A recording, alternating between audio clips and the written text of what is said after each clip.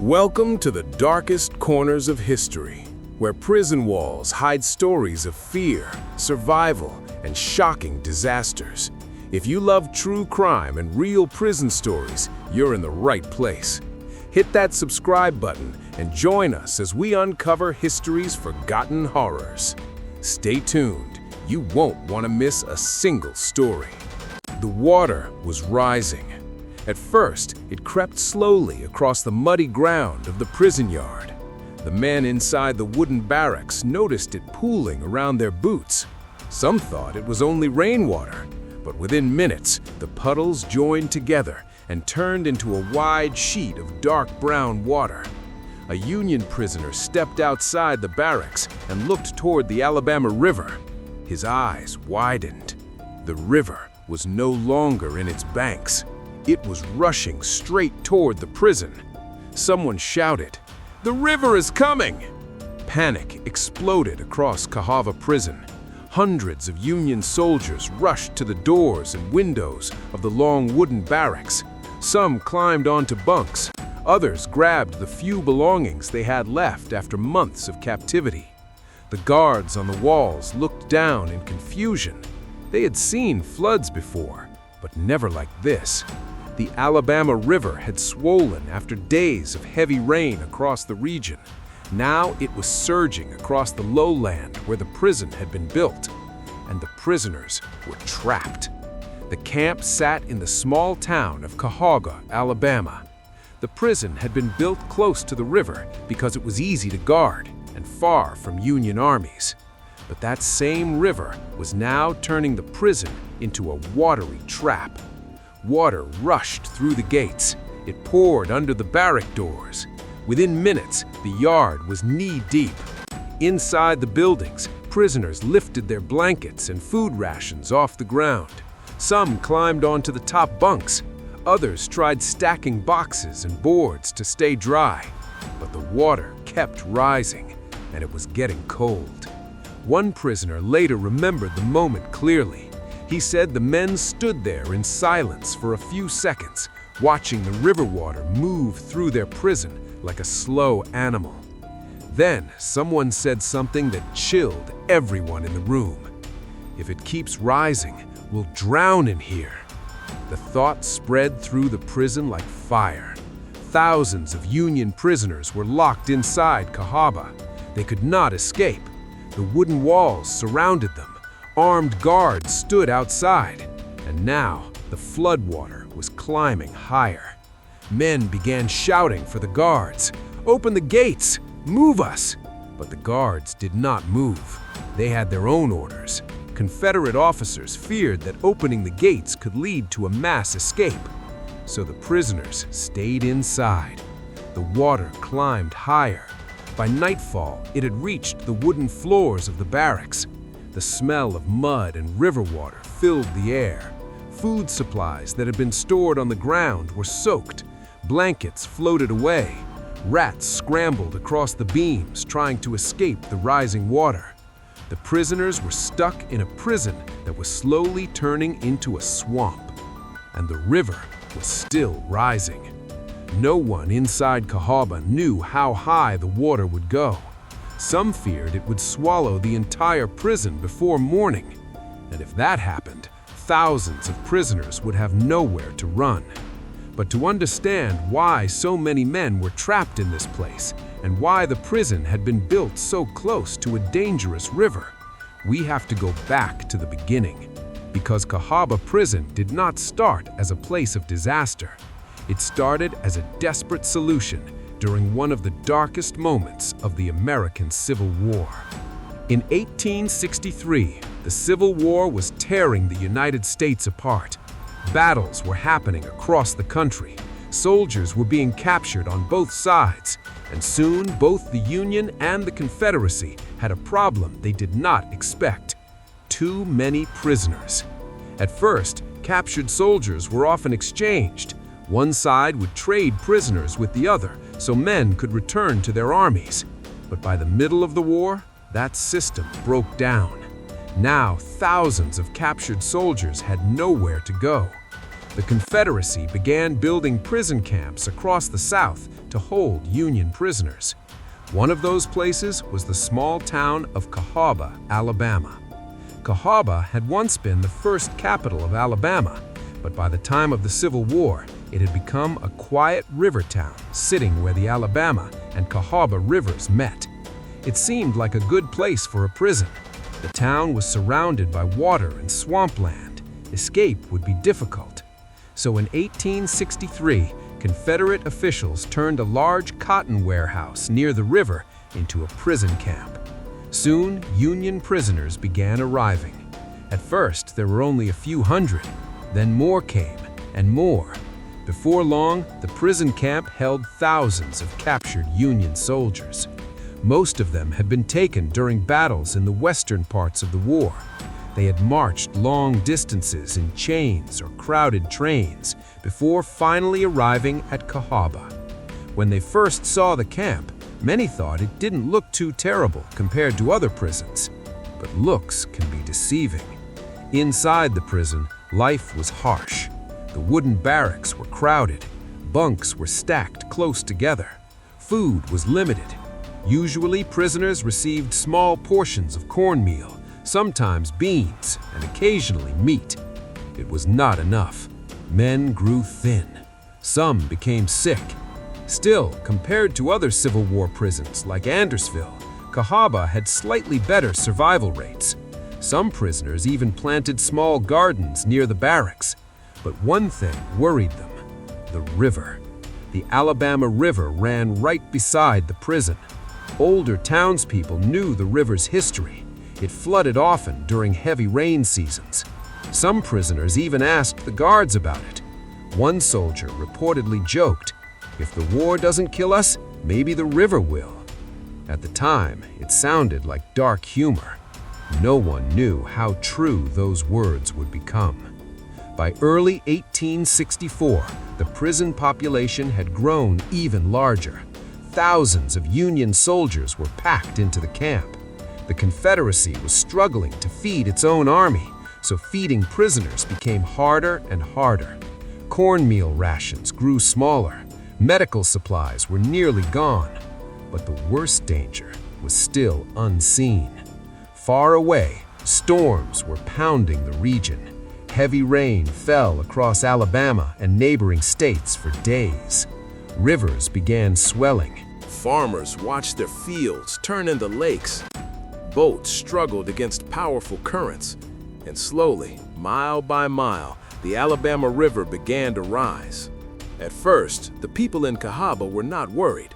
Floods had happened before. But this time, the water kept climbing higher and higher. Soon, the river pushed past its normal banks. Water spilled into streets. Fields disappeared under muddy waves. Still, the prison guards believed the water would stop before reaching the camp. They were wrong. Late one evening, a guard on watch noticed something strange. The river was moving faster than usual, and it was spreading toward the prison walls.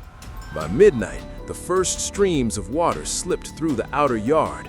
By morning, the flood had reached the barracks. Inside the prison, thousands of Union prisoners realized something terrible. They were trapped inside a prison built on land that was slowly disappearing underwater. The guards began arguing about what to do. Some believed the prisoners should be moved to higher ground. Others feared that moving them would lead to riots or escape attempts. So they waited, and while they argued, the river kept rising. Back inside the barracks, the prisoners were already fighting to stay dry. Water soaked the floors. Men lifted their mattresses onto bunks. Some tied their belongings to rafters. Others simply sat quietly, watching the water creep closer. No one slept that night because the water was still climbing. By dawn the next day, the prison yard had turned into a wide, muddy lake. Fences, paths, and supply piles were disappearing under the rising water. One soldier whispered something that made the room fall silent. "If this keeps rising, the roof is the only place left." The thought spread quickly. The barracks were built from wood. The roofs were not very strong, but they were higher than the water. Some prisoners began looking up at the rafters, wondering if they could climb them if the flood got worse. Others shouted toward the guards, "Open the gates! Move us to higher ground!" But the guards did not open the gates. They stood on the raised walkways outside the barracks, watching the prisoners struggle in the water. Some guards looked nervous. They had never seen the river this high before. The prison command feared something else. If the gates opened and thousands of prisoners rushed out, the guards might lose control. The war was still raging. These were enemy soldiers. Letting them loose during a flood could turn into a massive escape. So the gates stayed locked. Inside the barracks, the prisoners tried to adapt. Some climbed onto their wooden bunks to stay above the water. Others tied blankets and clothing to rafters so they would not drift away. A few men used pieces of wood to build small platforms above the waterline. But the cold water made everything harder. It soaked their clothes and boots. The damp air filled the room with a strong smell of mud, wet wood, and sickness. One prisoner later wrote that the flood made the prison feel like a sinking ship, and the prisoners were the passengers. Food quickly became another problem.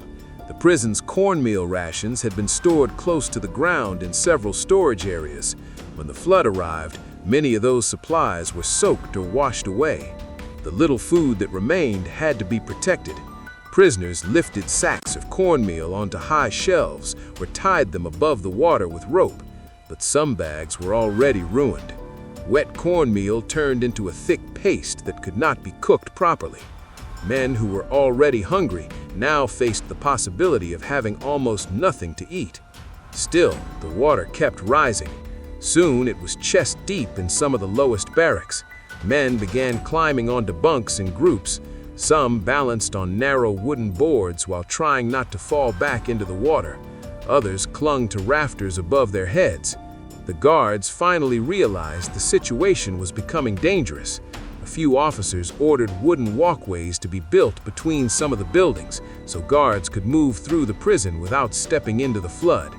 But the prisoners remained trapped in their flooded barracks. Night came again, and with darkness came a new kind of fear. The prison was now half underwater. Moonlight reflected across the muddy flood like a wide black mirror. Insects buzzed across the surface. Pieces of broken wood drifted quietly between the buildings. Inside the barracks, the prisoners tried to sleep sitting upright on bunks or hanging from beams, but many could not sleep. The water was too cold, and something else began to happen. Illness. Floodwater carried dirt, waste, and bacteria through the prison. The camp already struggled with sanitation problems before the flood. Now everything was mixed together in the water. Men who had cuts on their legs or feet began to worry about infection. Others started coughing or shivering from the cold. Some prisoners whispered that disease might kill them before the flood did.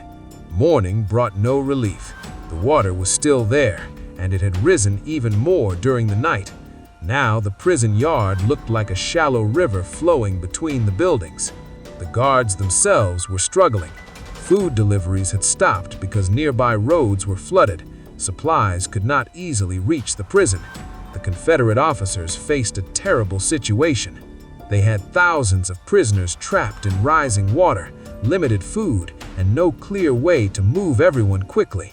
Some officers argued again about opening the gates. Others insisted they must wait until the river stopped rising.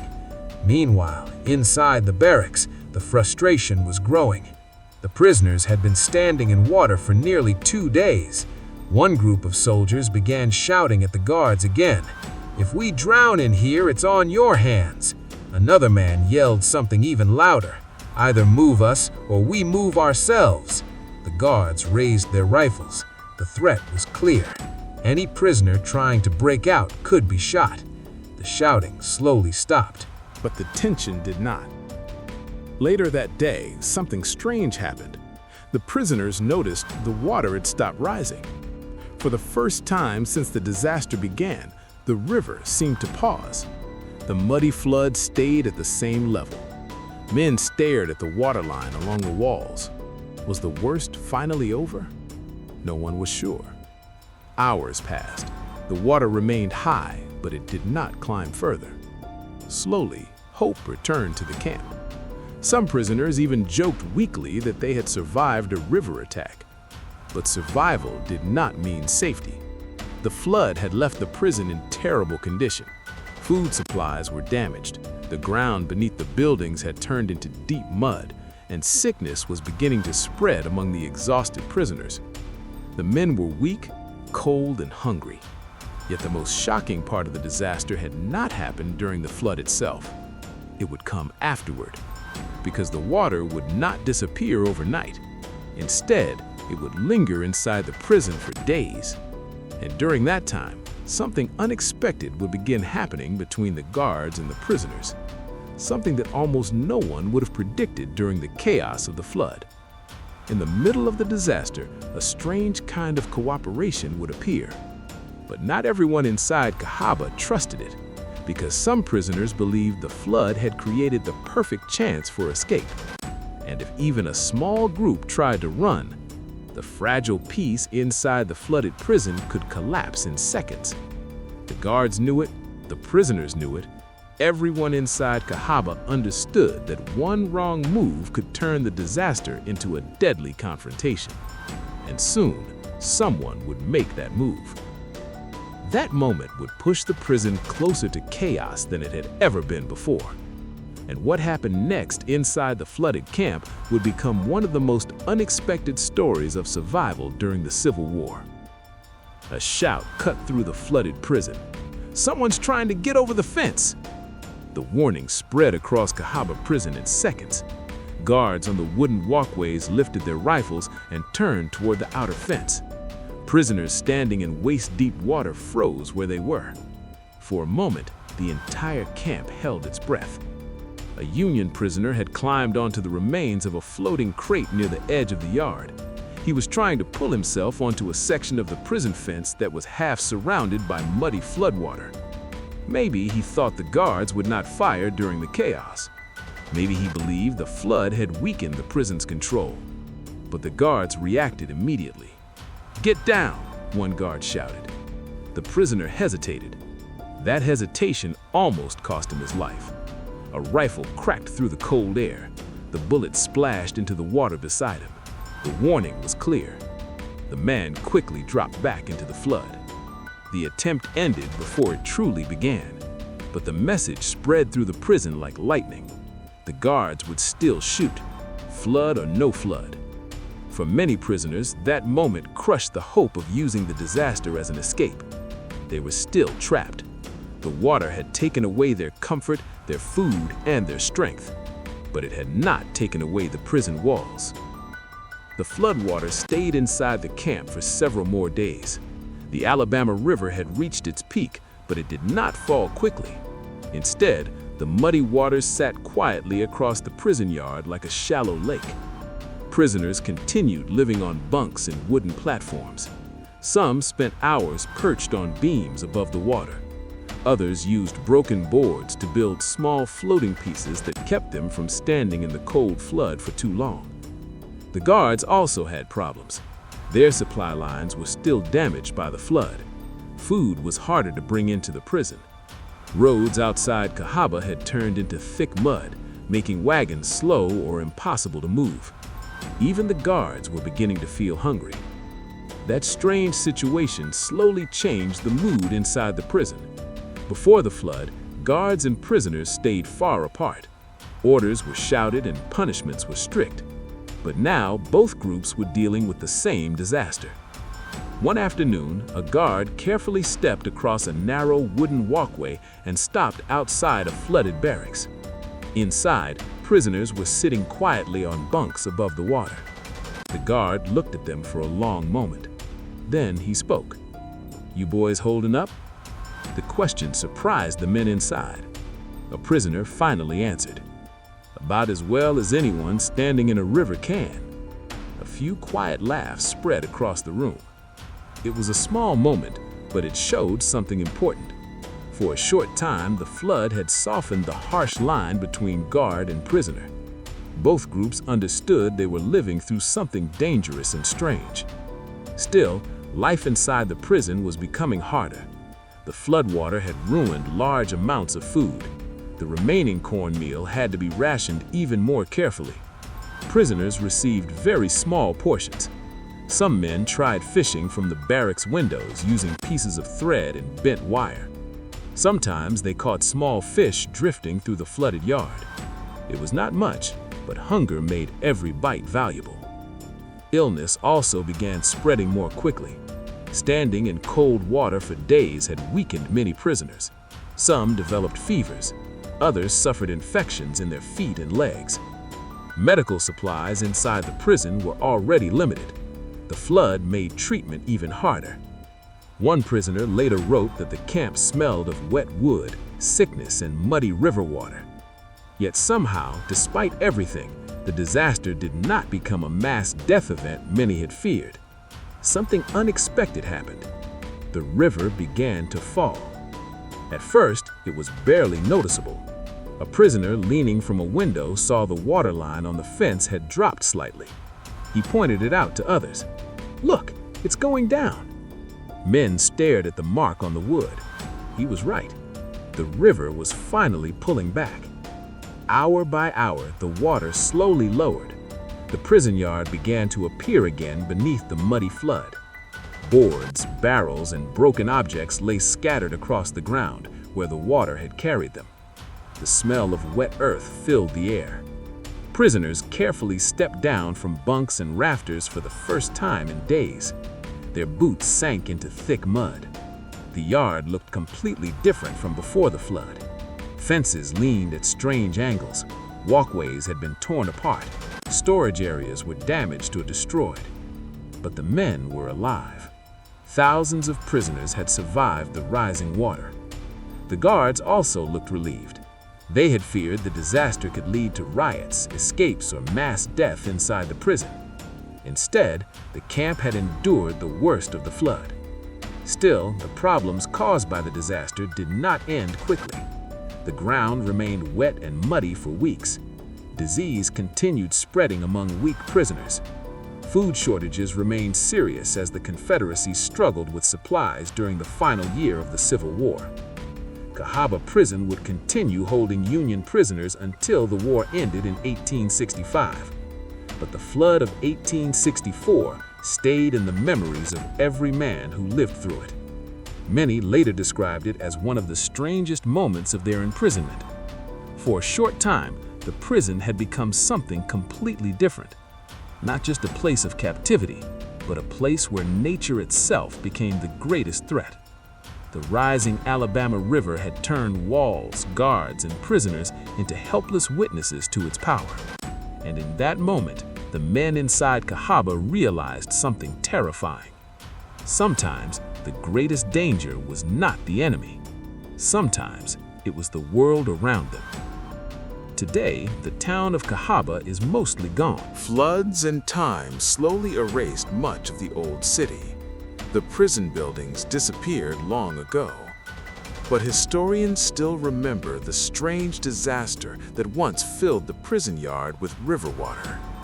The story of the Cahawba prison flood of 1864 remains a powerful reminder of how fragile life inside Civil War prisons could be. The men who survived it carried the memory forever. Cold water rising in the dark, thousands of prisoners trapped behind locked gates, and the terrifying thought that the river might not stop. But the story of Civil War prisons does not end here, because other prisons during the war would face even darker events.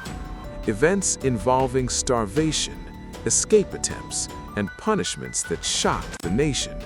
And some of those stories would become even more famous than Cahawba. If you want to hear those stories, stay with me. The mud was still fresh when the next crisis began. Days after the floodwaters pulled back from Cahawba Prison, the ground inside the camp looked like a battlefield of its own. The yard was covered with deep, sticky mud. Broken boards, floating barrels, and ruined supplies lay scattered everywhere. Union prisoners stepped carefully through the mess, their boots sinking deep into the wet ground. The barracks smelled worse than ever. Wet wood, spoiled food, and sickness hung in the air. Many of the men were still weak. Standing in cold water for days had drained their strength. Some prisoners could barely walk without help. Others had swollen feet or cuts that had become infected from the filthy floodwater. The guards were struggling too. Food shipments were still delayed because nearby roads remained muddy and damaged. Wagons could not easily reach the prison. Rations grew even smaller. One morning, a guard walked into the prison yard carrying a sack of cornmeal. The prisoners watched closely as it was divided into tiny portions. Each man received only a small handful. One prisoner looked down at the food in his hand and said quietly, "That won't keep a bird alive." But there was nothing else. Despite the misery, life inside the prison slowly tried to return to normal. Guards ordered prisoners to help repair damaged areas of the camp. Some men rebuilt sections of walkway that had been torn apart by the flood. Others cleared mud away from the barrack doors so people could move more easily. The work was exhausting, but it gave the prisoners something important: movement. After standing in cold water for days, many men welcomed any chance to stretch their legs and warm their bodies. Still, the flood had changed something inside the prison. Before the disaster, prisoners and guards rarely spoke beyond commands and warnings. But during the flood, both groups had watched the same rising river and feared the same outcome. For a short time, the disaster had made everyone feel human again. That feeling did not last forever. The war outside the prison was reaching its final year. Both sides were tired, angry, and desperate. Rumors about the war reached the prisoners slowly. Some heard that Union armies were moving deeper into the South. Others whispered that the Confederacy was running out of supplies. Hope began to grow among the Union prisoners. If the war ended soon, they might finally go home. But hope could also create danger. One afternoon, a group of prisoners gathered near a repaired section of fence while working. They spoke quietly so guards would not hear. "What if we tried again?" one man asked. Another prisoner shook his head. "You saw what happened during the flood. They'll shoot. But the guards are weaker now. They're hungry too." The conversation stopped when a guard walked past, but the idea had already begun spreading through the prison. Some prisoners believed the chaos after the flood might still give them a chance to escape. Others warned that trying to escape would only bring harsher punishments for everyone. Inside prisons during the Civil War, punishments could be severe. Solitary confinement was common. Sometimes prisoners were locked inside small wooden cells or chained to heavy iron balls that made movement painful and slow. Guards used these punishments to stop escape attempts and maintain control over large numbers of prisoners. The memory of those punishments made many men hesitate, but not everyone. Late one evening, as the sun dropped behind the muddy fields outside Cahawba, two prisoners quietly moved toward a darker corner of the yard. The flood had weakened part of the outer fence. The wooden posts leaned slightly where the water had pushed against them. One prisoner placed his hand on the loose board. "It might give," he whispered. The second man looked around nervously. A guard stood far away near a watch platform. For a moment, the yard was quiet. The first prisoner pulled harder on the board. The wood creaked. Just a little more force might break it free. But suddenly a voice shouted from the darkness, "Stop right there!" A guard had been watching from the shadows. The prisoners froze. Rifles were raised again. Within seconds, more guards rushed across the yard. Their escape attempt was over.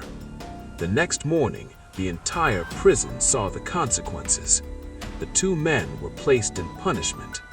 Heavy chains were locked around their ankles. They were forced to sit near the center of the yard, where everyone could see them. The message was clear. Even after the flood, the rules of the prison had not changed. Life inside Cahawba returned to its slow, difficult rhythm. Food remained scarce. Illness continued affecting many prisoners. But the river that had once threatened to swallow the prison now flowed quietly beside the camp again. The flood became a story shared among the prisoners. Men talked about the night the water entered the barracks, the moment they thought the prison might drown, and the strange days when guards and prisoners both watched the river with fear. Months later, the Civil War finally came to an end in 1865. When news of the Confederacy's collapse reached Cahawba, everything inside the prison changed. Union prisoners who had survived hunger, illness, punishment, and even a massive flood were finally released. Many of them left the prison weak and thin, but alive. Years later, survivors wrote about their time at Cahawba. Among all the hardships they described, the flood of 1864 remained one of the most unforgettable moments. Because during those terrifying days, the prison walls had almost become a watery grave. The rising Alabama River had nearly turned Cahawba Prison into one of the deadliest disasters of the Civil War. But somehow, thousands of prisoners survived the flood. Today, very little remains of the old town of Cahawba.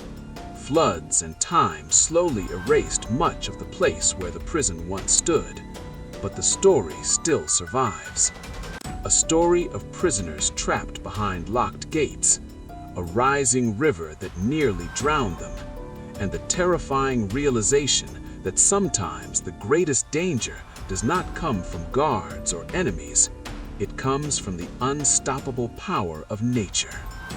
And the flood of Cahawba Prison in 1864 is a reminder that even in war, survival can depend on forces no one can control.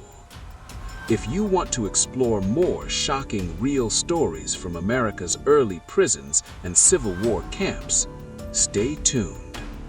The war was ending. But inside Cahawba Prison, many prisoners did not know that yet. Weeks had passed since the floodwaters had covered the camp. The muddy ground had slowly dried under the Alabama sun, but the damage left behind was still clear everywhere. Broken boards leaned against the fences. Walkways were patched together with rough wood. The prison yard still carried the smell of wet earth and sickness. The prisoners moved slowly through their daily routines. Most of them were thinner than when they had arrived.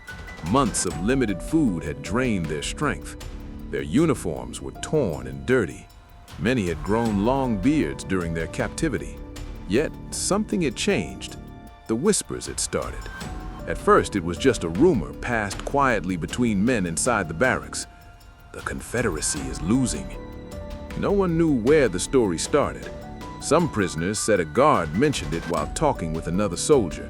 Others believed travelers passing through town had brought the news. But the rumor spread quickly. Union prisoners leaned close together while speaking in low voices.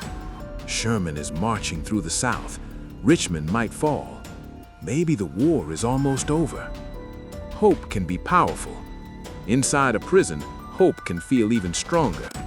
For the first time in months, many prisoners began imagining something they had almost forgotten: freedom. But hope also brought fear. If the Confederacy collapsed, what would happen to the prisoners before Union forces arrived? Would the guards abandon the prison? Would they release the prisoners peacefully?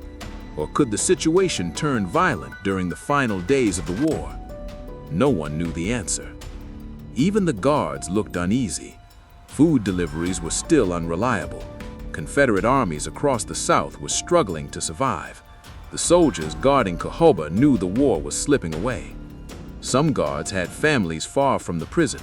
Others worried about what would happen to them after the war ended. The tension inside the camp slowly grew. One afternoon, a group of prisoners noticed something unusual. Two guards near the entrance gate were talking loudly. One of them slammed his rifle against the wooden post. "We can't hold this place forever," he said.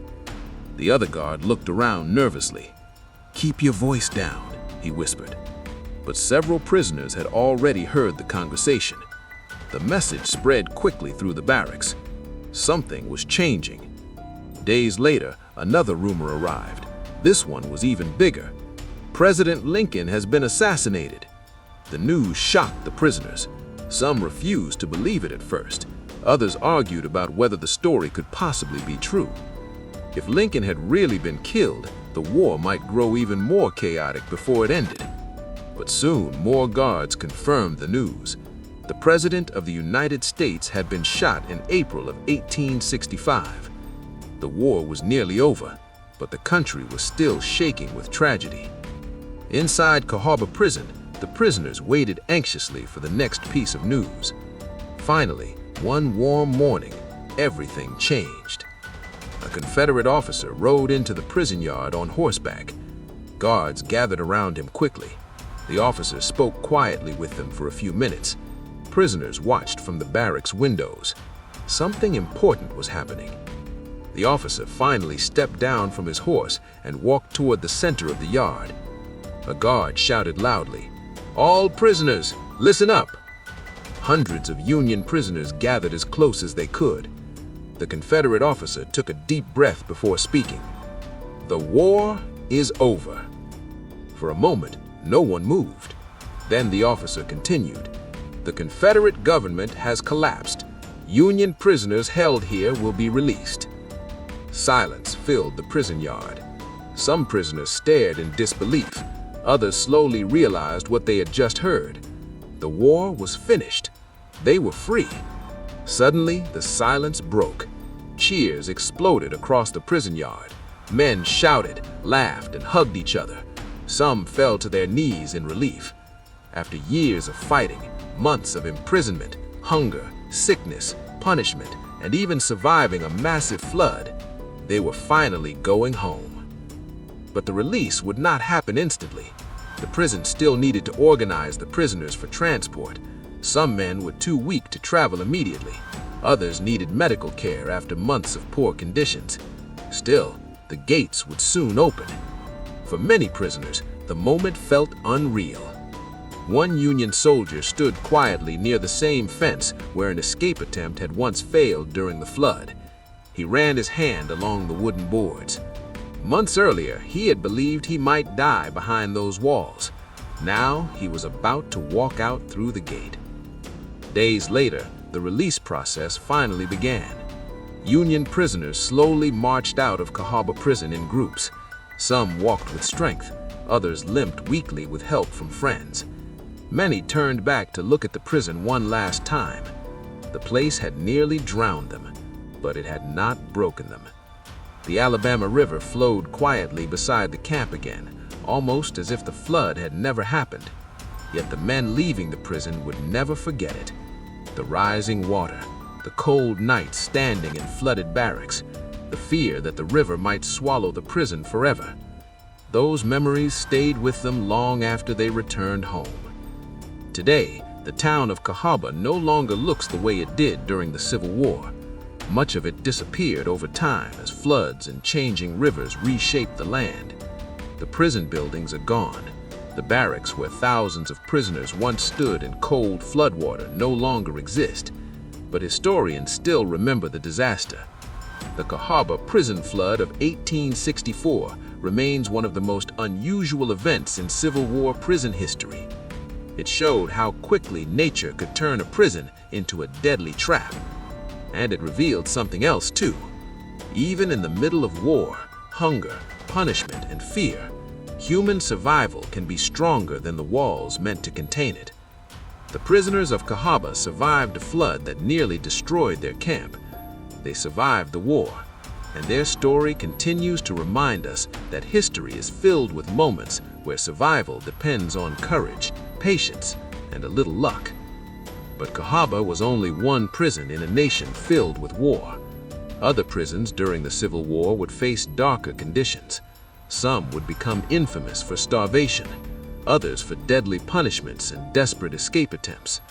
And some stories from those prisons are even more chilling than the flood of Cahawba. If you want to hear the real stories from America's early prisons and forgotten disasters, stay with me. The rain had stopped, but Cahawba still felt like it was drowning. Cold gray clouds hung low over the prison camp. The Alabama River moved slowly now, but the muddy water still covered large parts of the ground. Rotting boards, broken barrels, and scraps of clothing floated in shallow pools across the yard. Inside the barracks, hundreds of Union prisoners sat in silence. Some stared at the soaked wooden floor. Some wrapped themselves in thin blankets that smelled of mold and river water. Others simply lay still, too weak to move. The flood had passed, but the suffering had not. And for many men inside Cahawba Prison, the worst damage was only now beginning to show. Days earlier, when the river first swallowed the prison, chaos ruled everything. But now, something even more frightening had taken its place: slow suffering. The water had destroyed almost all of the stored food. Cornmeal sacks were soaked and ruined. Salted meat barrels had floated away or spoiled. Even the small gardens near the prison fence had been buried under mud. The Confederate guards were struggling too. Supply wagons from nearby towns could not reach the prison because the roads were washed out. For days, prisoners received almost nothing to eat. Sometimes a small handful of cornmeal, sometimes nothing at all. Hunger became a constant shadow following every man inside the camp. One prisoner later wrote that the men had begun to dream about food: bread, apples, hot soup, even plain potatoes. Men would sit quietly and talk about meals they remembered from home. Some described family dinners in great detail, as if remembering every bite might somehow ease the pain in their stomachs. But the hunger only grew worse. And hunger does something strange to people. It makes them desperate. One afternoon, a rumor spread through the barracks like wildfire. Someone had found food. A small supply wagon had arrived outside the prison gates. Within minutes, men were pressing against the barrack doors, trying to see through cracks in the walls. But the wagon carried only a tiny amount of cornmeal, far too little for the thousands of starving prisoners inside Cahawba. The guards began distributing the food carefully. Each man received only a few spoonfuls. It barely filled the bottom of a tin cup. For many prisoners, it was the first food they had tasted in days. Some men cried while eating it. Others swallowed it too fast, unable to stop themselves. But the hunger remained constant. And that hunger soon led to something dangerous. That night, a group of prisoners whispered together in the dark corner of a barracks. They had noticed something earlier. The flood had damaged part of the prison fence. One section of wooden posts had shifted in the mud. Not enough to collapse, but enough to weaken it. One prisoner ran his fingers through the dirt and whispered a single word: escape. The idea spread quickly. If the fence was weak, maybe it could be broken. If they could reach the nearby woods, maybe they could survive. Maybe they could find Union troops. Maybe they could finally leave the nightmare of Cahawba behind. But escaping was not simple. The guards still watched the camp, and anyone caught trying to escape faced harsh punishment. Sometimes confinement, sometimes shackles, sometimes worse. Still, desperation pushed the men forward.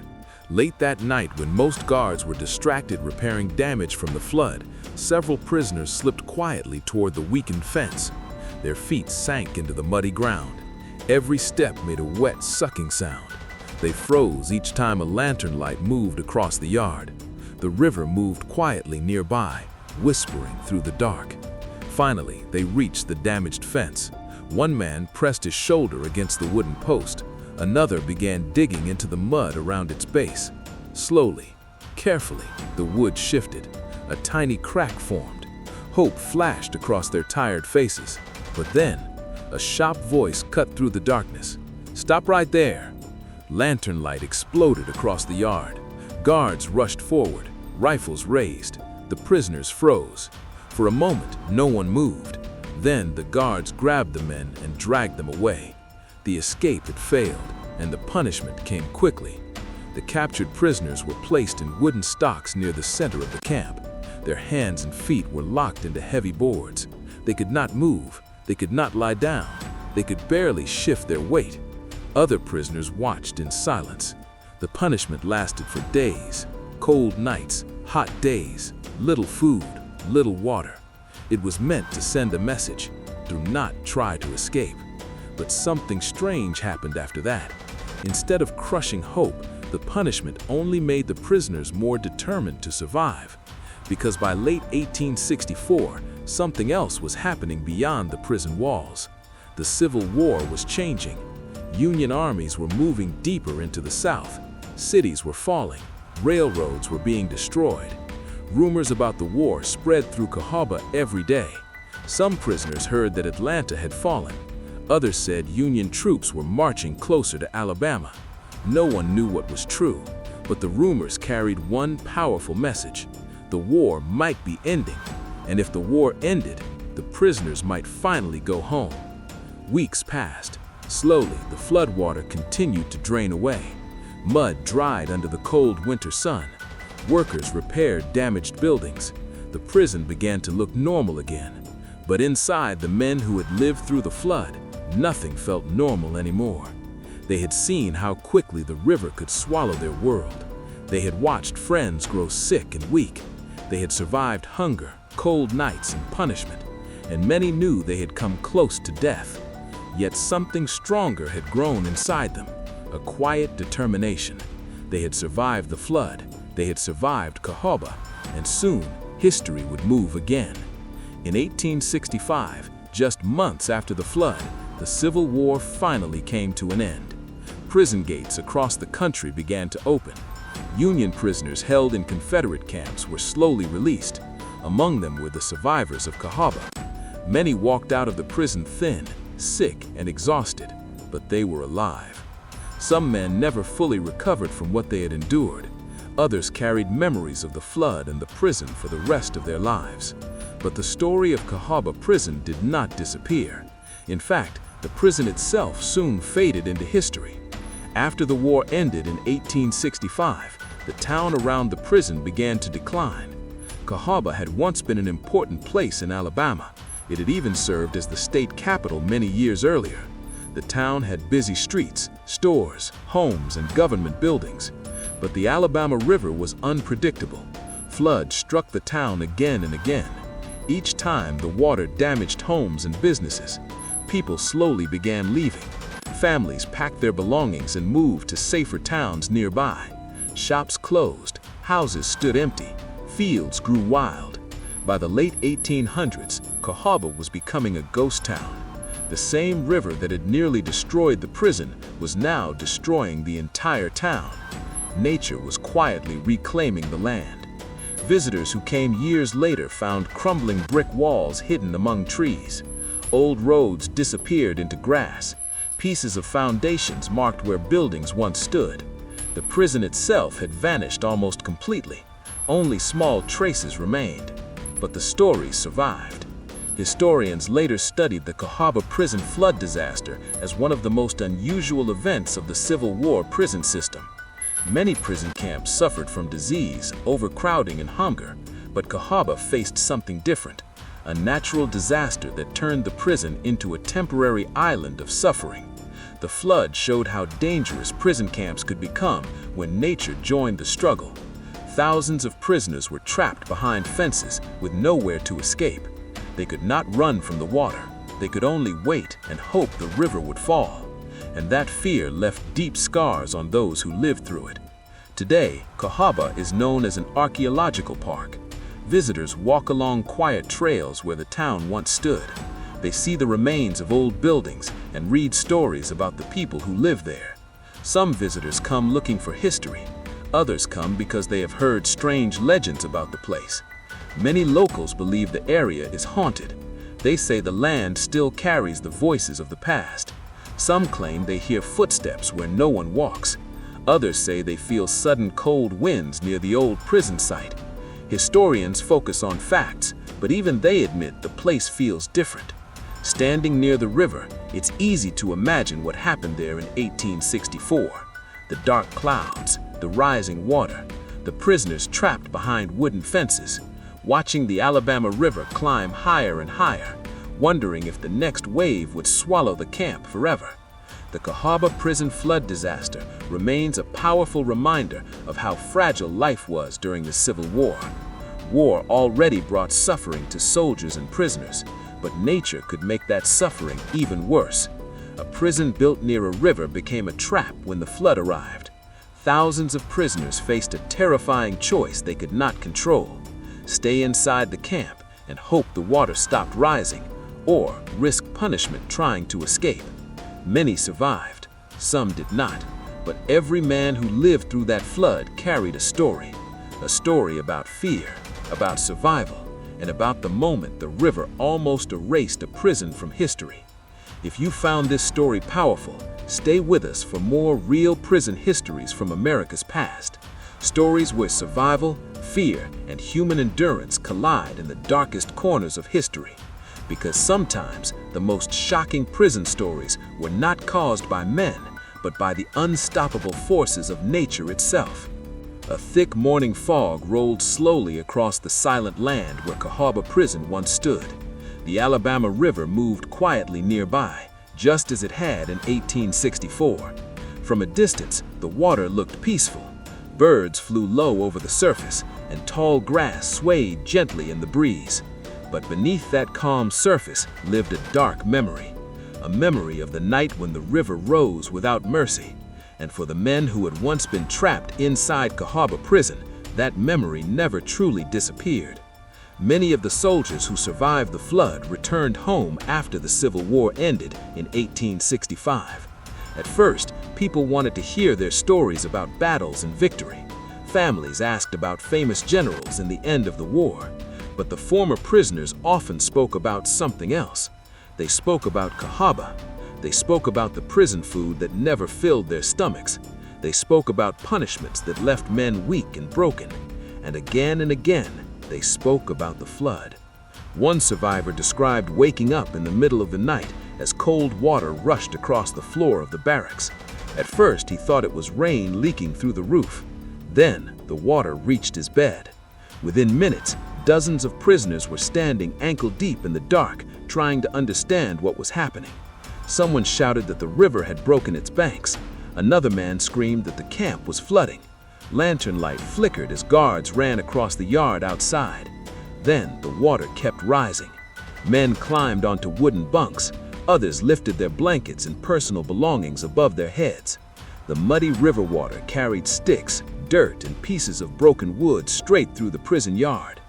Inside the barracks, prisoners listened to the sound of the current pushing against the walls. Some believed the buildings would collapse. Some believed they would drown before morning. Those hours felt endless. But morning eventually came, and when the sun finally rose, the prisoners saw the prison had become something unbelievable: a prison island. Water surrounded the camp. Large sections of the yard were completely submerged. Barrels, boards, and pieces of broken fence floated slowly past the buildings. The guards themselves looked shocked. They had built the prison near the river because the location was convenient, but no one had expected the water to rise that high. For days after the flood, the camp remained soaked and miserable. The prisoners had almost no dry clothing. Many slept in wet blankets. Cold winds blew through the broken walls of the barracks at night.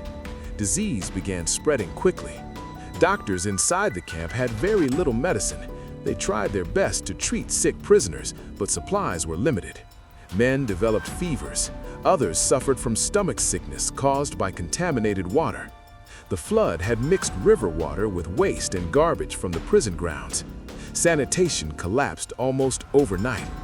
Yet something remarkable also happened during those dark days. Some prisoners began organizing small groups to help the weakest men. Those who still had strength shared small portions of food. Others carried sick prisoners to the driest parts of the barracks. One former soldier later wrote that the flood changed the way prisoners treated each other.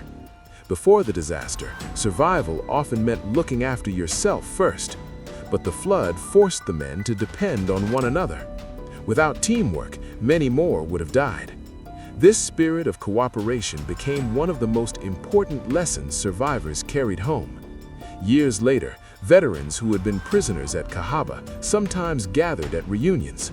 They spoke quietly about their experiences in the prison camp. When the flood came up in conversation, many of them grew silent for a moment, because the memory was still powerful, even decades later.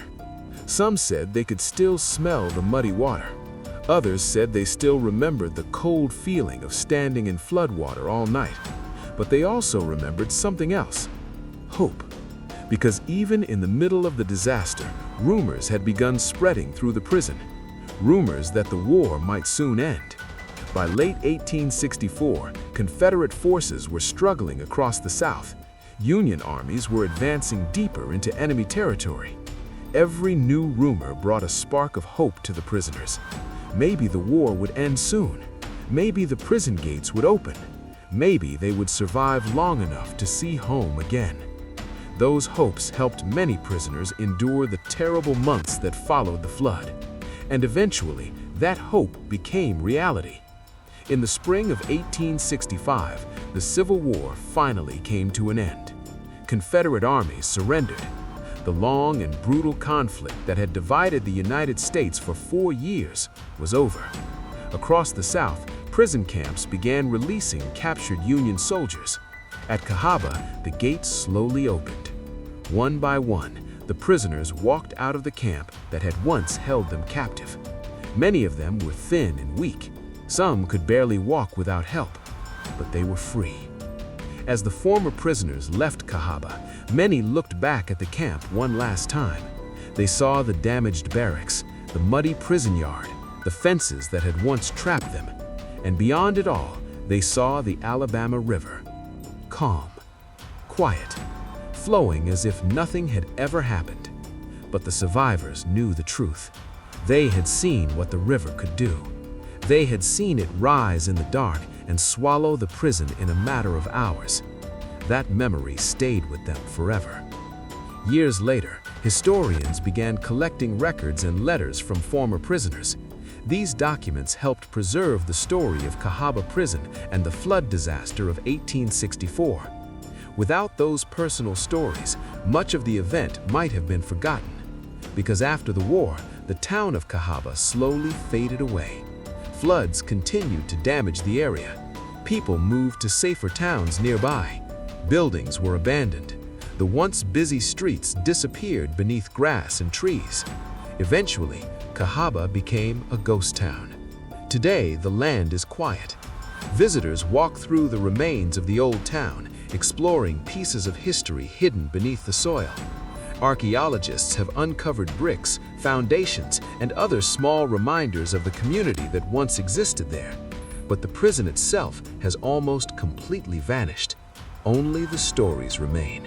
Stories of prisoners struggling to survive. Stories of hunger and punishment inside a Civil War prison camp. And above all, the story of the night the Alabama River nearly destroyed everything. The Cahawba prison flood disaster remains one of the most unusual prison events in American history. It reminds us that prisons are not only shaped by guards and walls. Sometimes they are shaped by nature itself. A rising river, a violent storm, a sudden disaster that no one inside the prison can escape. And in 1864, thousands of men inside Cahawba faced that terrifying reality together. They watched the river rise, they waded through the dark, and somehow they survived. If you want to hear more powerful true prison stories from American history, stay with us. because the past still holds many forgotten prison disasters, inmate struggles, and shocking events that shaped the lives of thousands. And sometimes, the most chilling stories are the ones that history almost lost forever. The river had calmed. The muddy water that had swallowed Cahawba Prison months earlier now flowed quietly past the empty fields. Yet for the men who had survived, the memory of that rising flood stayed alive, sharper than ever. It wasn't just the water. They remembered the fear, the hunger, and the desperate fights for survival that had defined those days. Even as they returned home after the war, the horrors of Cahawba clung to them. Some men suffered lingering illnesses from standing in cold, contaminated water for days. Others were haunted by the memories of friends who had fallen ill and never recovered. Sleep was difficult. Dreams often returned them to the flooded barracks, the creaking wood, and the smell of mud and rot. The flood had also left another mark on the prisoners' understanding of danger. Before the disaster, the walls and guards were the ultimate threats. Now they knew nature could be even deadlier. Rising waters did not follow orders or obey laws. The river didn't care about punishment or chains.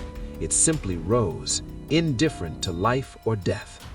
As news of the war's end spread in 1865, some prisoners at Cahawba began planning their return home. Yet even that journey carried risks. Roads were damaged from flooding. Food was scarce. Many men were too weak to march long distances without help. Still, freedom awaited, and hope carried them forward, stronger than the memory of fear. But Cahawba Prison had left its lessons behind, etched into every surviving prisoner's mind. They had learned that survival wasn't just about courage or obedience. It was about resilience, resourcefulness, and helping others when everything seemed lost. The flood had tested every human instinct: fear, hope, despair, and determination. And as they walked out of the gates for the last time, stepping onto dry land for the first time in weeks, the men understood something vital. The prison tried to break them. The flood tried to drown them. Hunger tried to starve them. Punishment tried to crush them. Yet, they survived. The Cahawba Prison flood disaster became more than a story of a river rising through a camp. It became a story of human endurance, a story of prisoners who, even in the darkest hours of the Civil War, clung to life against all odds. The town of Cahawba would eventually fade into obscurity. Nature reclaimed its land, erasing the walls and barracks that once held men captive. But the river never forgot, and the memories of those who lived through it would carry the story forward, a chilling reminder that sometimes the deadliest enemies are not the guards, the war, or the bullets, but the unstoppable forces of nature itself. And for anyone who walked near the Alabama River decades later, the ground seemed to whisper a warning. History remembers those who survive, and those who do not. If you think Cahawba's flood was the end, think again, because the story of Civil War prisons is filled with darker, more shocking disasters, events of starvation, punishment, and terror that no one could have imagined. And the next true story we uncover will show just how extreme life behind those prison walls could become. The years passed, but the story of Cahawba Prison never truly ended. Survivors carried it with them, etched into memory like scars that never healed. For some, the flood of 1864 was the defining moment of their lives. Not the war, not the battles, not even the long months of imprisonment. It was the river, unstoppable, indifferent, and terrifying. By the time the last Union prisoners left Cahawba in 1865, the prison had been transformed forever. Boards were warped, fences leaned at impossible angles, and the once dry barracks smelled perpetually of mud and decay. Nature had left its mark, but so had the human struggle to survive. Stories spread among returning soldiers about bravery, desperation, and moments of compassion in the midst of chaos. Men who had once fought over tiny scraps of food learned to share what little they had.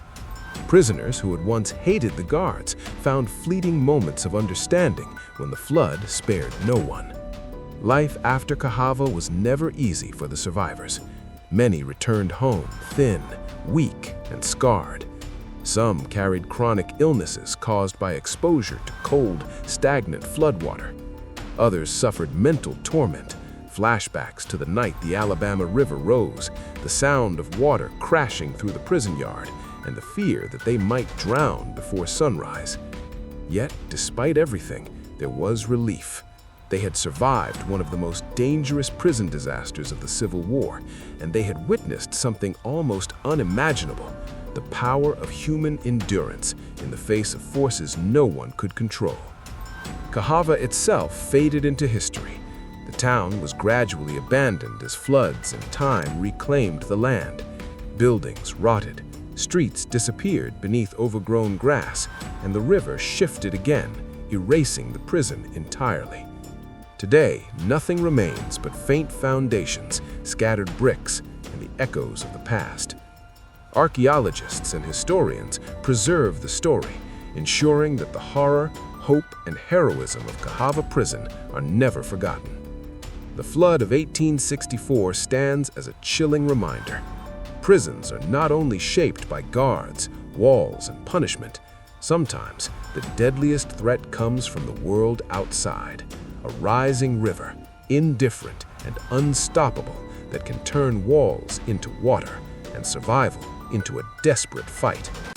Thousands of men were trapped behind locked gates, powerless to stop the tide, and yet many survived. The Cahawba Prison flood disaster teaches us a lesson that resonates far beyond its time. Courage, cooperation, and endurance can overcome even the darkest circumstances. The river claimed fear, hunger, and despair as its weapons, but it did not claim the human spirit. And so the story ends, not with the rising waters, but with survival, with men walking out of the gates, battered but alive, carrying memories of a flood that almost swallowed them all. Their survival became their legacy, a testimony to the enduring strength of those who lived through one of the strangest and most terrifying prison disasters in American history. Cahawba Prison is gone. The flood is gone, but the story and the lesson it carries remains forever. If you thought the flood was terrifying, remember this: history is filled with prisons where hunger, punishment, and disasters tested human limits even further. And somewhere, waiting to be uncovered, are stories darker and more shocking than Cahawba ever was. The chapter closes. The river runs quietly now, but its memory flows through history, reminding us that survival often comes down to courage, resilience, and a little bit of luck. Thanks for watching and witnessing these chilling true prison stories with us. If you want more shocking tales from history, make sure to subscribe and turn on notifications. We uncover the forgotten, the terrifying, and the unbelievable, one story at a time. Join our community and never miss a dark moment from history.